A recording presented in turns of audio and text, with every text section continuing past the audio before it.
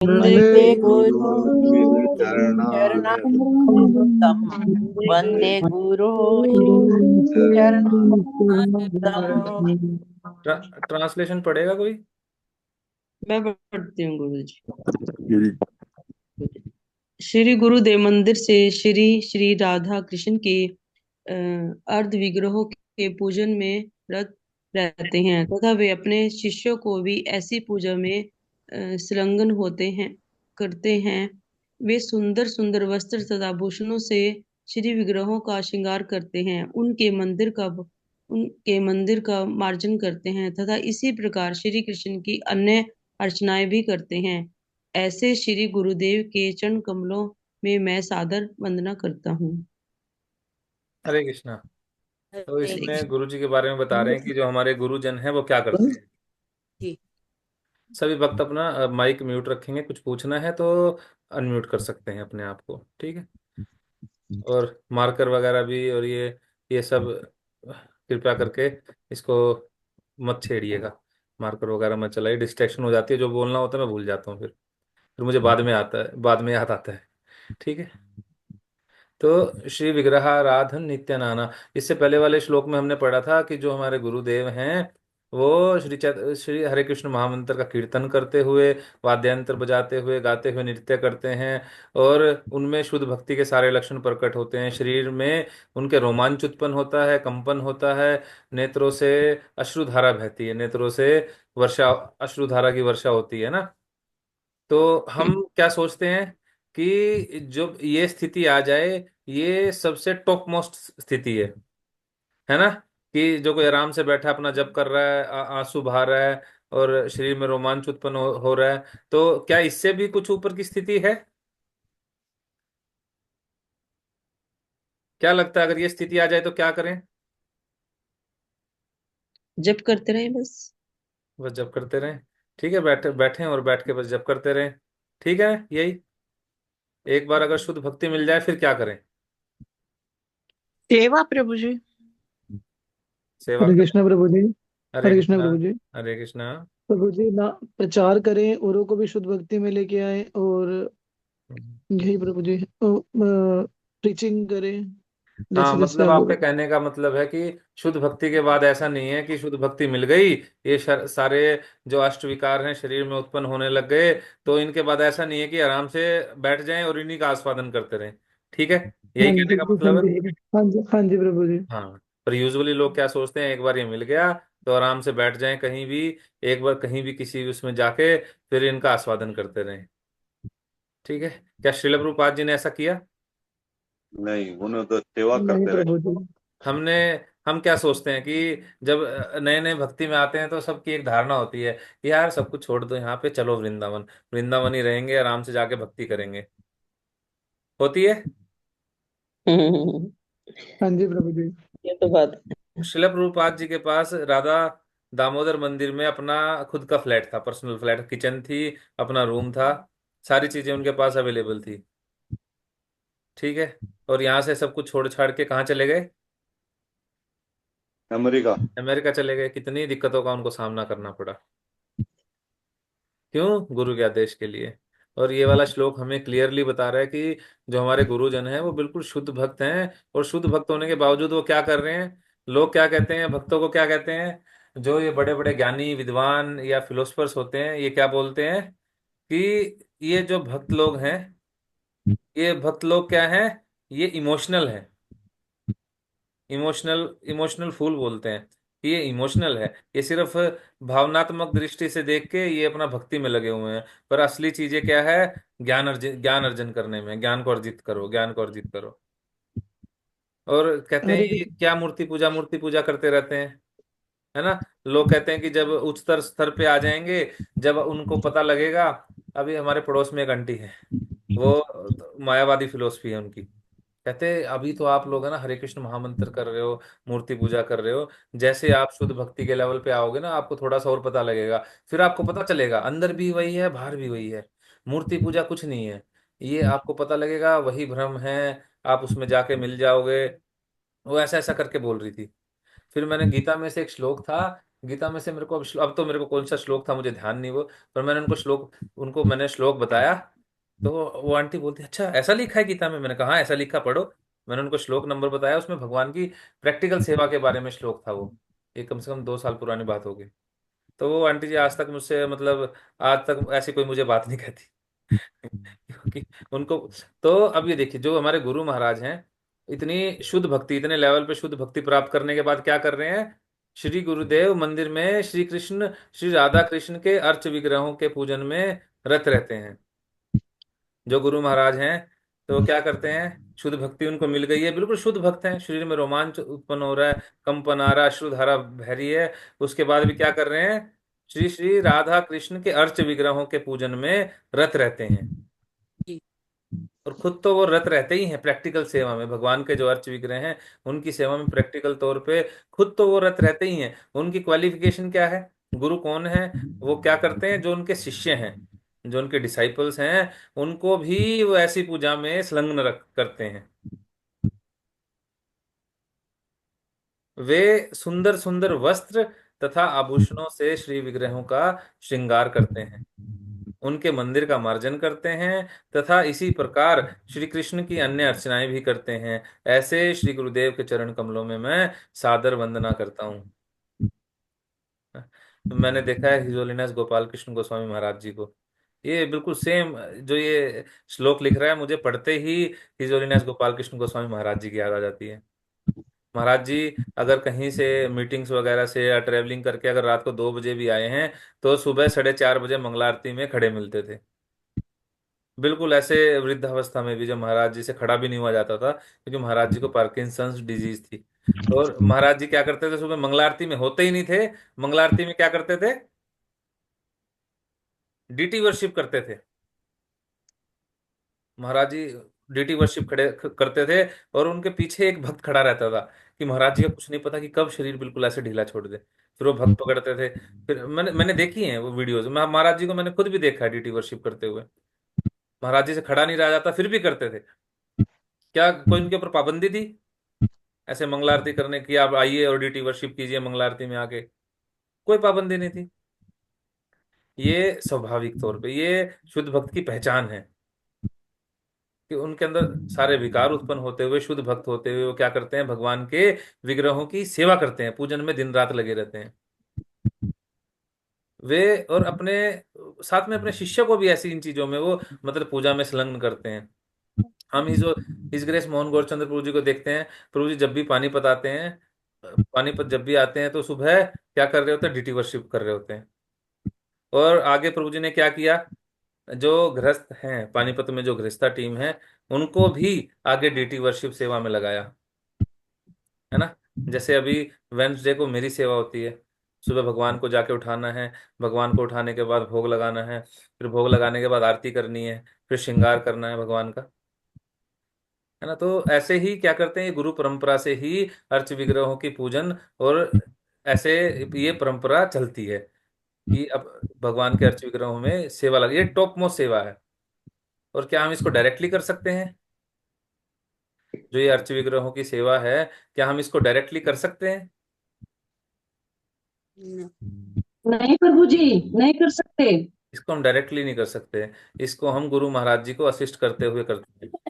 हमारा यही भाव रहना चाहिए कि हे गुरु महाराज, ये सेवा आप करो, मैं आपको असिस्ट कर रहा हूँ सिर्फ।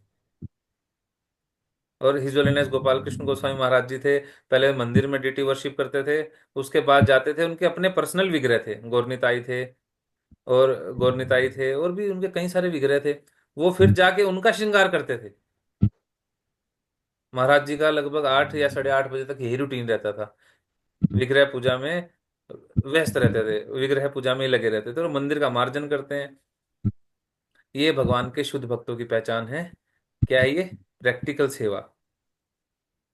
हमें भगवान की सेवा करने के लिए 2 प्रकार की विधियां मिलती हैं, एक है भागवत विधि, एक है पांचरात्र की विधि। भागवत विधि क्या चीज है ये, भागवत विधि है जो हर कोई कर सकता है। हर भागवत विधि में आता है हरे कृष्ण महामंत्र का जप, जिसके लिए कोई भी नियम कानून नहीं है। हरे कृष्ण महामंत्र जपने के लिए आपको कोई नियम कानून दिया गया है? नहीं। कोई भी नियम हरे कृष्ण महामंत्र जपने के लिए नहीं बताया जाता। भागवत पढ़ने के लिए इसको कोई भी कर सकता है, भागवत पढ़ सकता है, गीता पढ़ सकता है, हरे कृष्ण महामंत्र कर सकता है। पर इसके अलावा एक विधि और है जिसको करने के लिए बहुत शुद्ध होना पड़ता है। वो कौन सी विधि है? अर्चन करके। अच्छे अच्छे विग्रहों की सेवा। पांचरात्र की विधि। एक भागवत विधि, दूसरी है पांचरात्र की विधि। ये पांचरात्र की विधि क्या है? ये नारद मुनि जी ने दिया है कि भगवान की सेवा कैसे करनी है, भगवान के जो अर्च विग्रह हैं उनकी सेवा कैसे करनी है। क्योंकि जो भगवान के अर्च विग्रह हैं उनको ऐसा नहीं मानना कि ये तो मिट्टी के हैं या पत्थर के हैं या पीतल के हैं, नहीं। ये भगवान का अवतार है, ये साक्षात भगवान है ना। ये कोई प्रतिमा नहीं है, ये साक्षात व्रजेंद्र नंद नंदन है, ये साक्षात भगवान कृष्ण है, चैतन्य महाप्रभु है, नित्यानंद महाप्रभु है। और इनकी सेवा कैसे करनी है? इनकी सेवा कोई ऐसे कर ले जैसे हरे कृष्ण महामंत्र जप करने में कोई विधि नहीं है, तो क्या जो विग्रह हैं इनकी सेवा भी ऐसे की जाए? बहुत शुद्ध नहीं चीज। प्रभु। नहा धो के शुद्ध हो के हाँ, फिर। इसके लिए अलग अलग नियम और कानून है। तो वो किस किस विधि के अंतर्गत आते हैं? पांचरात्र की विधि। भागवत विधि, सबसे पहले व्यक्ति को क्या करना है? भागवत विधि में दक्ष होना है। एक बार कोई भागवत विधि में दक्ष हो जाएगा तो उसके अंदर जो इम्प्योरिटीज हैं वो धीरे धीरे चली जाएंगी। और एक बार वो चार नियमों का पालन करने लगे, इम्प्योरिटीज चली जाएं, तो वो क्या बन जाता है? ब्राह्मण। वो ब्राह्मण के स्तर पर जब आ जाता है तो उसको आज्ञा दे दी जाती है विग्रह पूजा करने के लिए, डिटी वर्शिप करने के लिए। और ये सब किसके अनुसार है? पांचरात्र की विधि के, पांचरात्र विधि के अनुसार। श्रुति स्मृति पुराणादि पांचरात्र की विधि बिना एकांत की हरेर भक्ति उत्पाते सकल्पते। शास्त्र बताते हैं कि अगर हम श्रुति स्मृति, अगर शास्त्रों के बिना भक्ति करते हैं, श्रुति स्मृति पुराणादि पांचरात्र की विधि बिना एकांत की हरेर भक्ति उत्पाते सकल्पते, ऐसी भक्ति जो बिना शास्त्रों के और बिना किसी की गुरु की गाइडेंस के या पांचरात्र की विधि के बिना की जाएगी, वो क्या करेगी? उत्पात ही मचाएगी। एग्जाम्पल याद है? पहले भी एग्जाम्पल लिया था हमने।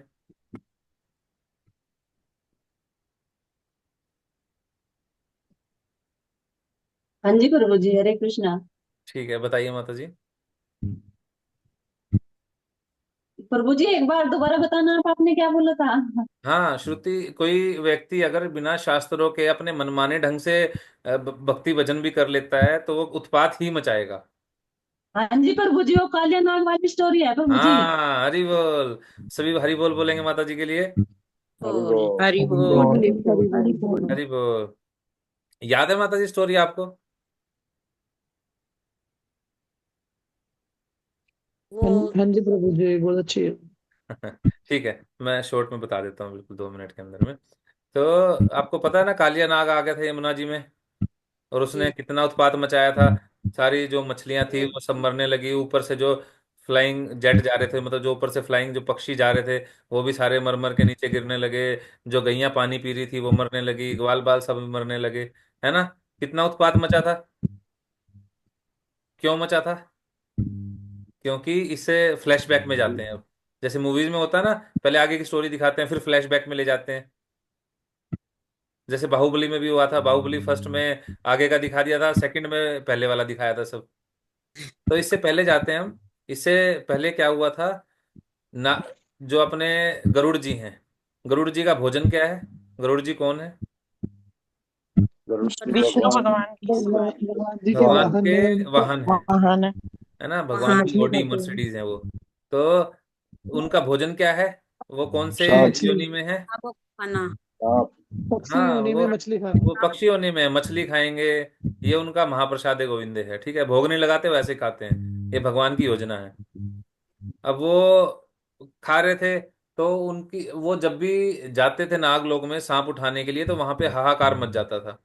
और जो उनके राजा हैं वासुकी, उन्होंने क्या किया, डील कर लिया इनसे कि हम आपको एक सांप ऐसे ही डेली दे देंगे, आप ऐसे कोई भी मत उठाइए।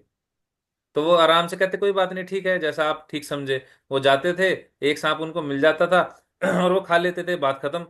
पर इसके बाद क्या होने लगा, एक कालिया नाम का और वहां पे सांप था। ये कालिया, जो कालिया नाम का ये था, ये गुंडा था। ये कहता ऐसे कैसे ले जाएगा। वो क्या करता, जो उसको सांप मिलता वो खुद ही उसको उठा के खा लेता था। इसमें गरुड़ जी को आया गुस्सा, गरुड़ जी ने उसकी पिटाई कर दी। तो अब वो गरुड़ जी से भागता हुआ छिप रहा था। अब उसको पता था एक ऐसी जगह जहां पे गरुड़ जी नहीं आ सकते, वो ये यमुना जी की ये वाली जगह थी। यहाँ पे गरुड़ जी आ नहीं सकते, तो वो उसके अंदर जाके छिप गया। और वो आ क्यों नहीं सकते, गरुड़ जी वहां आ क्यों नहीं सकते, ये एक और स्टोरी थी। अब गरुड़ जी जैसे वहां से सांप उठाते थे, गरुड़ जी यहाँ से उठा के मछलियां ले जाते थे। और एक मुनि थे, शोबरी मुनि। शोबरी मुनि क्या क्या कर रहे थे, जैसे हम सोचते हैं ना वृंदावन जाएंगे, वहां जाके हरे कृष्ण महामंत्र करेंगे, तपस्या करेंगे, जप करेंगे, तो ऐसे ही ये शोबरी मुनि थे। इन्होंने क्या किया, ये अकेले गए वृंदावन में, जाके पूजा कर अपना ध्यान जप करने लगे।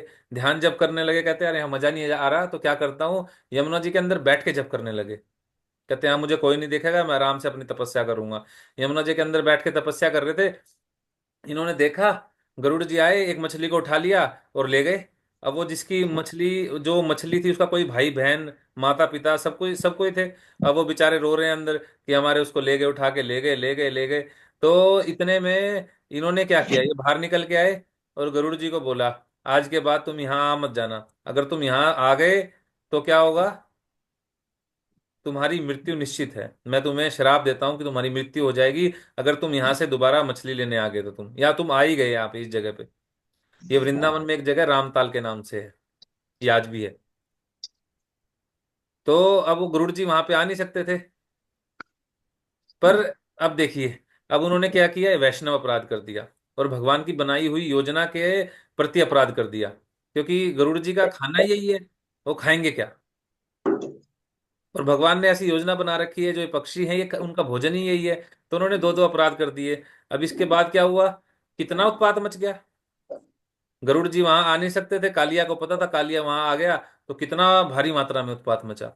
अभी तो सिर्फ वो एक ही मछली को उठा के ले जाते थे डेली, मान लीजिए, और अभी तो वो सारी मछलियां मर गई। जितने भी जीव थे, सारी की सारी मछलियां मरी।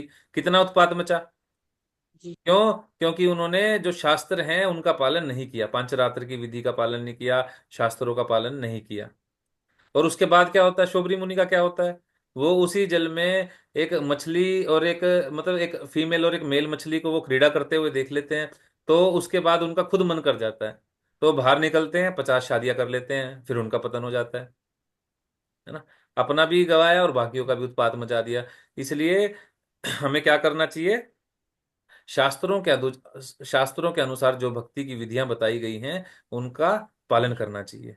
भागवत विधि और पांचरात्र की विधि, सबसे पहले हमें भागवत विधि का बहुत अच्छे से पालन करना है। भागवत विधि का बहुत अच्छे से पालन करने के बाद हमें अपने अंदर ऐसे गुण डेवलप कर लेने हैं कि जिससे हम ब्राह्मण के स्तर तक ऊपर उठ जाएं। है ना, ब्राह्मण की क्या क्वालिटीज हैं। जप, यही जप। शुद्ध होता है, 4 नियमों का पालन करता है। क्षमा, दमा, तप, शौच, है ना। ये कई क्वालिटीज हैं एक ब्राह्मण की, कि उसको अपनी इंद्रियों का शमन करना आना चाहिए। अगर उसकी इंद्रियां अनवांटेड चीजें मांग रही हैं, तो उसको उनको समझाना आना चाहिए। अपने मन पे कंट्रोल होना चाहिए, क्योंकि मन इधर उधर भागता है। ये धीरे धीरे होगा, भागवत विधि का पालन करते करते ये चीजें ऑटोमेटिकली डेवलप होने लग जाएंगी। है ना, 4 नियमों का पालन करना, तपस्या करना, पवित्र नियमों का पालन करना, पवित्रता का अपने डेली यूज में पालन करना, कि भाई अगर मल त्यागने गए हैं, 2 नंबर गए हैं, तो उसी समय उस स्नान करना चाहिए। दिन में एटलीस्ट 2 बार सभी को स्नान करना चाहिए। है ना। ये अभी आपका वैष्णव सदाचार जो ऑफलाइन क्लास में चल रहा है, ये सारे नियम उसमें आ जाएंगे। उसमें आपको डिटेल में पता चलेगा कि रहना कैसे है। ठीक है। हरे कृष्णा, श्रील प्रभुपाद की। जय। हरे हरे कृष्णा कृष्णा प्रभु। प्रभु हरे हरे जी। कृष्णा, कृष्णा। दंडवत किसी का प्रणाम, हरे क्वेश्चन है कृष्णा, तो दंडवत इवनिंग में ले प्रणाम। लेंगे। ठीक है। हरे हरे कृष्णा, धन्यवाद, प्रणाम। हरे हरे कृष्णा।